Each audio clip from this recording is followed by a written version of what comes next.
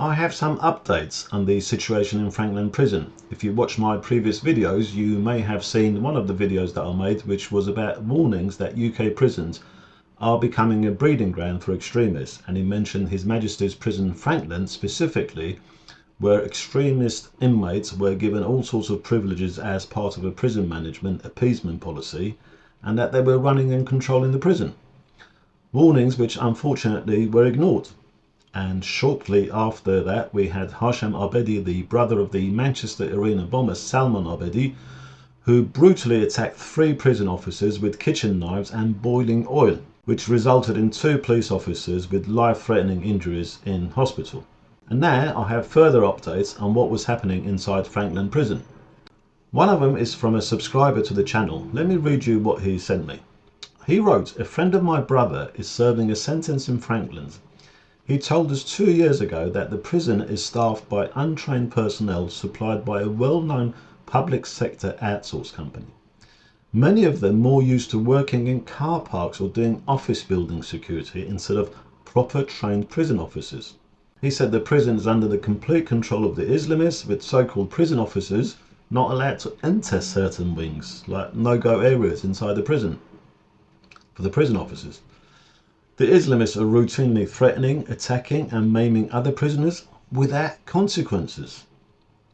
Islamists are being allowed to cook their own meals for cultural reasons, including having uncontrolled access to meat cleavers and chef's knives. Meanwhile, MPs and civil servants, bless them all, continue to enrich themselves via these outsourced deals with firms incapable of maintaining safety in prisons. And the Home Office continues to make DEI appointments at prison governor and assistant governor level, thus effectively handing over the running of our prisons to ISIS, for they're the ones who are effectively running the prison. So there you go, more revelation of the situation inside our prisons, with establishment hell-bent on its diversity agenda and ignoring all the warnings. But there is some good news. Immediate action has been taken to suspend access to kitchens in separation and close supervision centres that are used by the extremists. There will also be a full independent review into how this attack was able to happen. It's sad that it's taken this for the officials to come to their senses. We also have more details on how the attack happened, what happened during the attack. Hashem Abedi collected sachets of butter or margarine and used them to make the hot oil. He first threw the boiling substance over the female officer and then stabbed the 2 male officers. What is a female officer doing in a wing like that with Islamic extremists? I wouldn't put a female officer there.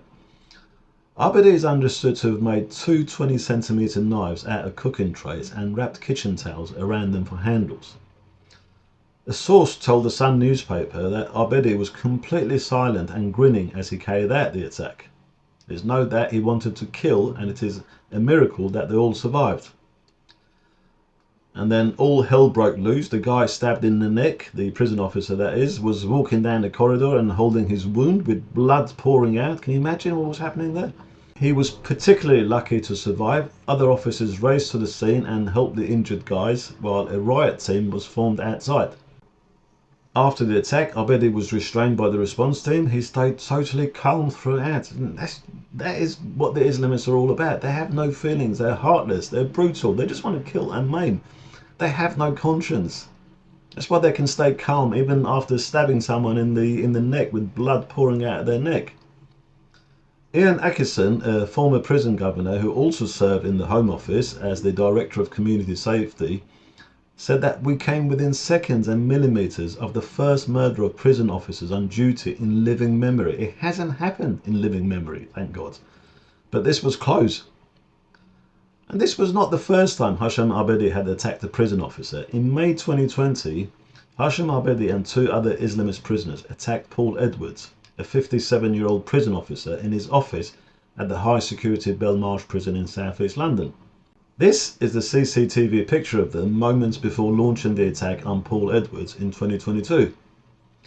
You know, I think our officials and the establishment still don't get it about Islamists. This is not a cultural diversity issue. It's not a matter of appeasement or integration. These people love death more than we love life.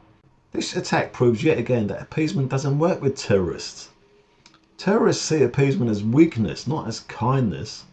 Until our leaders stop treating this as a diversity issue and start treating it as the security threat that it is, our prisons, as well as other parts of our society, schools and other communities, etc., will remain a breeding ground for extremism. It's time for real accountability of the officials. Let me know your thoughts in the comments below. Share this video, spread the word, and stay safe. And don't forget to like, share and subscribe, because this is a fight for our survival.